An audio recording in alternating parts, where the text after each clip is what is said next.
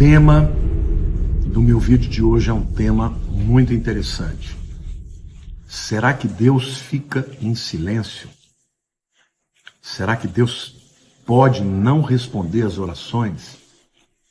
E se sim, se isso realmente acontece, quando é que Deus fica em silêncio?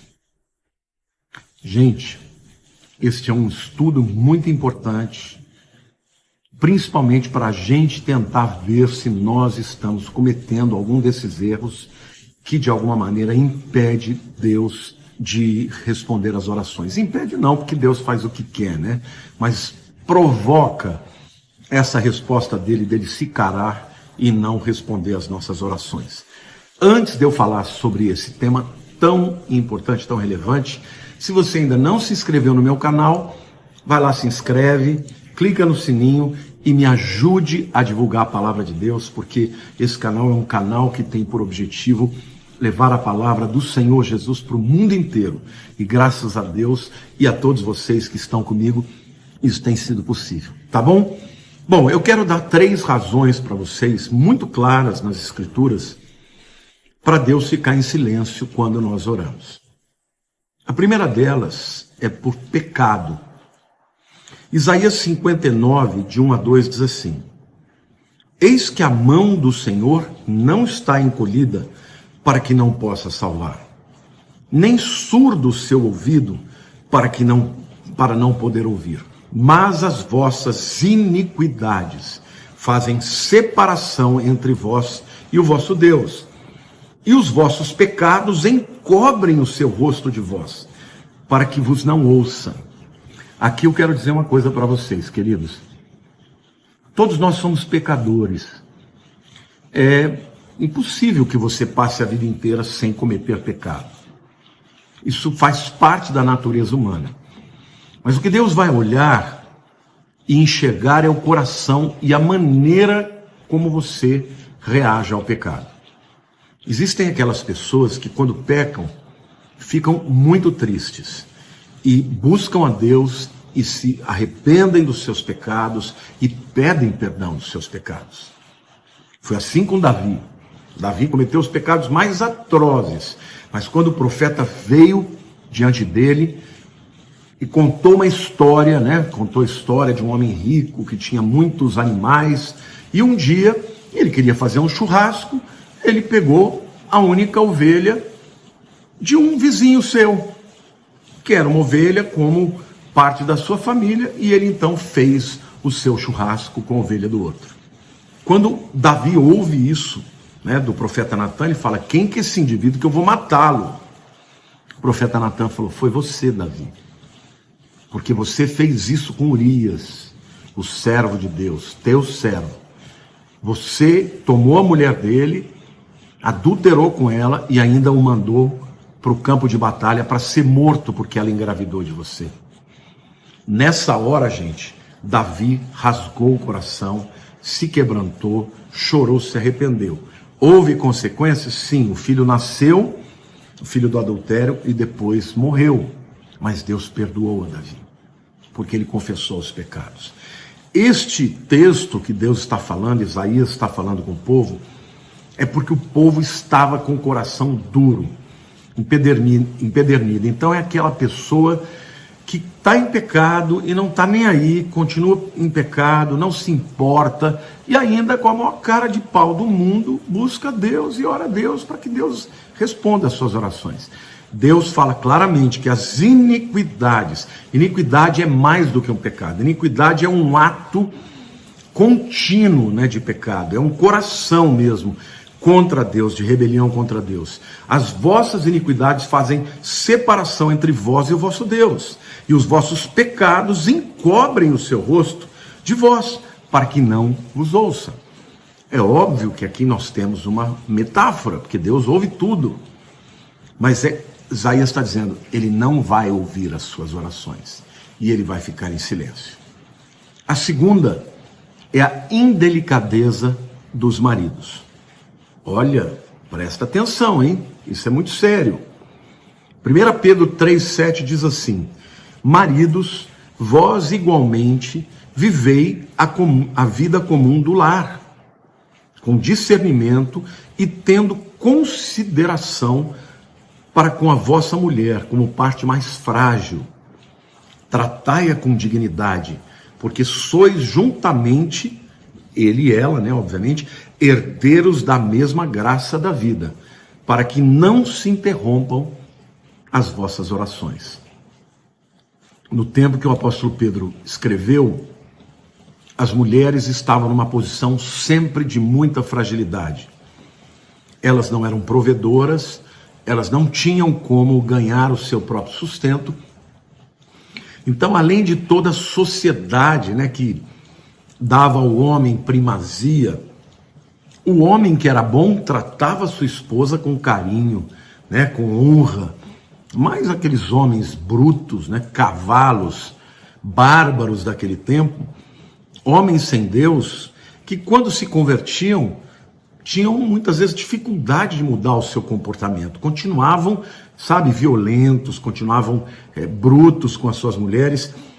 E aí Deus está falando assim, olha, maridos, se vocês não considerarem as suas mulheres como uma parte mais frágil, que deve ser protegida, amada, honrada, e vocês não a tratarem com dignidade, porque vocês, perante Deus, vocês são iguais. A Bíblia está dizendo aqui, vocês são juntamente herdeiros da mesma graça da vida. Ou seja, você é homem numa sociedade desigual, mas perante Deus é tudo igual.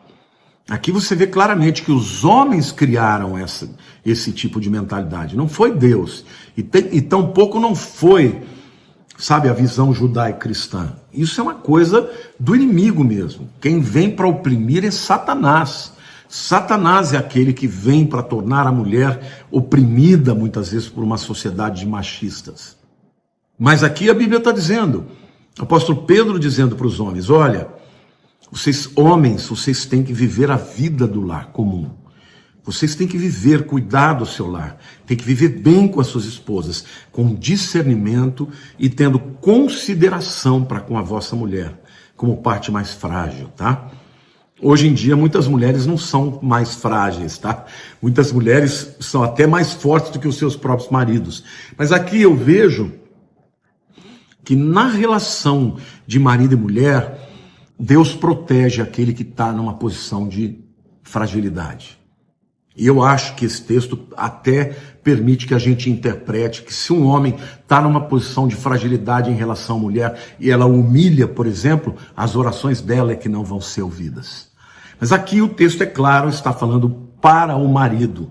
Mas eu estou aqui extrapolando, na medida que mudou a situação econômica, mudou a situação social do mundo, e hoje existem mulheres que são provedoras das suas casas, mulheres que são mais fortes que seus maridos, e usam disso também para tripudiar sobre eles.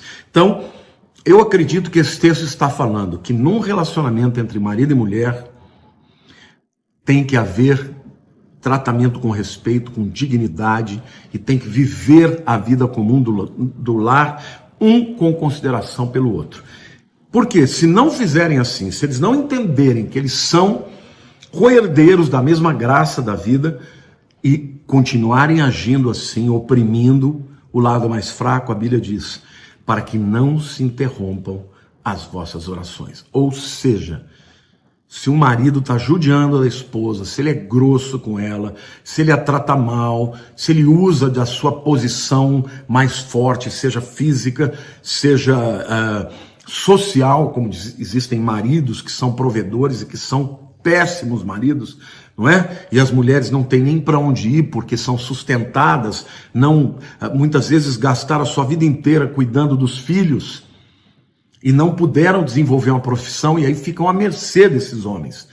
Que aí, quando começam a envelhecer, vão procurar as jovens e desonram a sua própria esposa. A Bíblia diz que as orações vão ser interrompidas. E Deus vai ficar em silêncio quando você pedir qualquer coisa. Então, meu querido, de novo, se você que está me ouvindo vive assim, peça perdão a Deus e mude o teu comportamento. Porque Deus deixa claro que quando você vive num relacionamento com seu esposo ou com a sua esposa, A maneira como você o trata determinará se Deus vai te ouvir ou não vai te ouvir. Se a tua oração vai chegar rápido nos céus ou se ela vai ser interrompida. Amém? Bom, e a terceira razão para Deus silenciar e não responder às orações é quando as pessoas são egoístas, quando vão orar a Deus e fazer as suas petições. Tiago, capítulo 4, versos 2 e 3, diz o seguinte: cobiçais e nada tendes, matais e invejais e nada podeis obter. Viveis a lutar e a fazer guerras. Nada tendes, porque não pedis. Pedis e não recebeis, porque pedis mal, para esbanjardes em vossos prazeres. Veja, gente, a Bíblia nos ensina que nós temos todo o direito de pedir a Deus tudo aquilo que tiver no nosso coração. E Deus tem o direito de dizer sim, não ou espera. Mas, às vezes, você é uma pessoa sincera, sabe, com Deus, que anda direito. E muitas vezes você pede uma coisa que Deus não quer fazer na tua vida, ele vai dizer não. Mas ele não vai dizer não porque ele está fechando os ouvidos para você.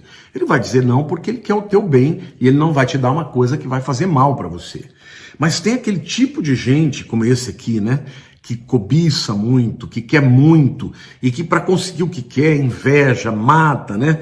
E não consegue nada da parte de Deus. Ainda diz mais, né? Vocês vivem em lutas, em guerras e nada tendes, porque não pedis. Quer dizer, tem aquele que não tem porque nem crê em Deus e nem pede nada para ele. Mas tem aqueles que até acreditam que Deus pode dar, mas pedem sempre com motivos errados. Por egoísmo, né? E não para que aquela bênção possa ser compartilhada. Eu quero dar uma dica aqui para vocês, gente. Tudo que Deus nos deu não é só para nós. É para a glória dele, em primeiro lugar, e é para ser instrumento de abençoar o nosso semelhante. Se Deus te deu um dom, ele só será instrumento de glória para Deus se você o compartilhar. Eu recebi de Deus um dom da palavra. Estou aqui compartilhando com você as verdades que Deus me ensina. Se uma pessoa tem um dom de cura, ela tem que impor as mãos sobre os enfermos e ela será uma bênção na vida de alguém. Se uma pessoa recebe prosperidade financeira, ela tem que compartilhar essa prosperidade com aqueles que Deus colocar no coração, os que têm menos ou aqueles a quem Deus quer abençoar através da sua vida. Agora, a Bíblia diz que quando alguém é egoísta, pede só para os seus próprios deleites, a Bíblia diz, nada tendes porque nada pedis, porque não pedis, esse é o motivo. Pedis e não recebeis porque pedis mal, para esbanjardes em vossos prazeres. Vejam, gente, você pode pedir e não receber porque você pediu mal, com motivo errado, para esbanjar, né, para prazer egoísta e não para a glória de Deus. Então, meu querido, minha querida, Deus está sempre com os ouvidos abertos para ouvir a minha, a sua, a nossa oração. A minha dica para você é que se tiver em pecado, se arrependa perante ele, porque quando nós nos arrependemos, ele nos perdoa e aí o céu está livre para receber as nossas orações. Em segundo lugar, se você é casado, trate bem o seu marido, trate bem a sua esposa, porque se não tratar, as suas orações vão ser interrompidas, não vão chegar aos céus.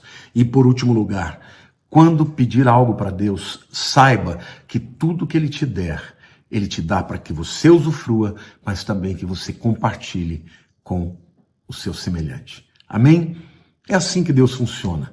Ele criou uma família e ele quer que nós vivamos em família e que nós vivamos para a glória dele, que amemos o nosso semelhante, que amemos o nosso cônjuge, nossa esposa, se você é uma mulher, o seu marido, e que a gente honre uns aos outros. E dessa maneira honraremos a Deus. E sobretudo, tudo que recebemos de Deus, sejamos generosos e compartilhemos com os outros. Porque de onde veio, tem mais para vir. Se você fechou a torneira para dar àqueles para quem Deus fala, Deus vai fechar a torneira lá também. Lembre-se disso. A bênção de Deus vai fluir se a torneira estiver sempre aberta. Ou seja, se você continuar recebendo e compartilhar, a torneira vai continuar aberta e de onde veio, que é dos céus, vai continuar vindo também para a sua vida. Eu espero de todo o meu coração que Deus jamais fique em silêncio com você e nem comigo, mas que Ele fale conosco. Fale conosco até para dizer, filho, esta provação vai passar, fique firme, eu estou contigo. A pior coisa que pode ter é você orar a Deus e não sentir nenhuma resposta. Nem sim, nem não, nem porquê. E Deus só faz isso quando Ele se entristece conosco. Esta é uma forma dele manifestar a sua tristeza. E quando você perceber isso na sua vida, olhe para dentro do seu coração e pergunte, Senhor, o que eu estou fazendo de pecado que está impedindo que o Senhor me responda? Amém?